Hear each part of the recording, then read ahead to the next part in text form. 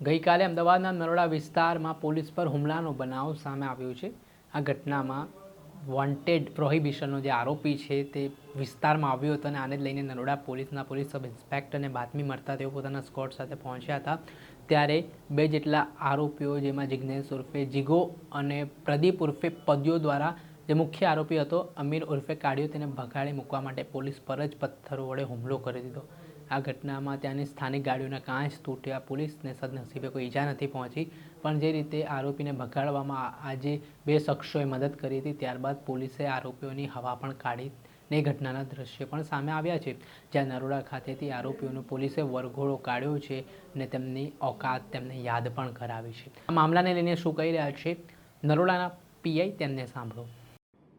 Sir, Naroda વિસ્તારની અંદર wanted આરોપીને શોધવા ગયેલી પોલીસ ઉપર એસોલ્ટ કરવામાં આવ્યો, તેમજ તેની સાથે સાથે જે સ્થાનિક લોકોના વ્હીકલ હતા તેમાં પણ તોડફોડ કરવામાં આવી। શું હતી સમગ્ર ઘટના? સમગ્ર ઘટનામાં એવું છે કે ગઈકાલે રાત્રે અનિલ ઉર્ફે કાલી, જે અમારા પ્રોહિબિશનના ગુનામાં વોન્ટેડ છે, તેની માહિતી અમારા ડિસ્ટ્રિક્ટ પીએસઆઈ વીઆર ચૌધરી અને સર્વેલન્સ સ્ટાફને મળી હતી। એના આધારે એ લોકો તેને પકડવા માટે ગયા હતા। ત્યારે એ ના પકડાય એના માટે એનો ભાઈ જીગર ઉર્ફે જીગો અને પ્રદીપ ઉર્ફે પદ્યો બંને પોલીસની ફરજમાં રૂકાવટ કરી હતી। તેઓએ પથ્થરમારો ચાલુ કર્યો હતો। એ પથ્થરમારામાં ત્યાંના સ્થાનિક વાહનો છે એને નુકસાન થયું હતું, એના કાચ તૂટી ગયા હતા અને એ સમય દરમિયાન અનિલ ઉર્ફે કાલી ભાગી ગયો હતો અને એની સાથે કિસમ હતો, એ પણ ભાગી ગયો હતો। પણ એ સમગ્ર દરમિયાન અમારી પોલીસે આ જીગર ઉર્ફે જીગો, કે જેના વિરુદ્ધ 40 જેટલા ગુના છે, અગાઉ પણ એ ડીજી સાહેબ દ્વારા જે અસામાજિક તત્વોનું લિસ્ટ આપેલું એ લિસ્ટમાં સામેલ હતો અને એ સમય દરમિયાન એના વિરુદ્ધ અને આ ત્રણ ભાઈઓ વિરુદ્ધ સંગઠિત ટોળકી બીએનએસની કલમ 111, 112 મુજબ અમે કાર્યવાહી કરી હતી અને તેમના ઘરને પણ અમે ડિમોલાઇઝ એએમસી સાથે મળીને ડિમોલાઇઝ પણ કર્યું હતું।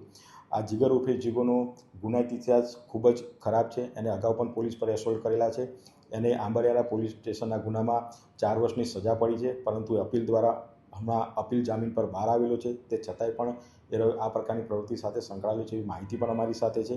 પણ કાલે એ પોલીસ પર એને ફરજ પર રૂકાવટ કરી અને પોલીસની ઉપર પથ્થર મારવાનો પ્રયત્ન કર્યો। પોલીસને કોઈ ઈજા નથી થઈ, પણ ત્યાં સ્થાનિક જે વાહનો હતા એને નુકસાન પહોંચેલું છે। સર, અનિલ ઉર્ફે જે કાલી છે તેના વિરુદ્ધ કેટલા ગુના દાખલ થયેલા છે અને કઈ દિશામાં તપાસ હાથ ધરાઈ છે? અનિલ ઉર્ફે કાલીના વિરુદ્ધમાં પણ 20 થી 25 ગુના દાખલ થયેલા છે। એને પકડવા માટેના ચક્રો પહેલાં પણ ગતિમાન હતા અને અત્યારે હાલ પણ અમે એને સીડીઆર એનાલિસિસ અને ટેકનિકલ સોર્સથી પકડવા માટેના પ્રયત્નો ચાલુ છે અમારા।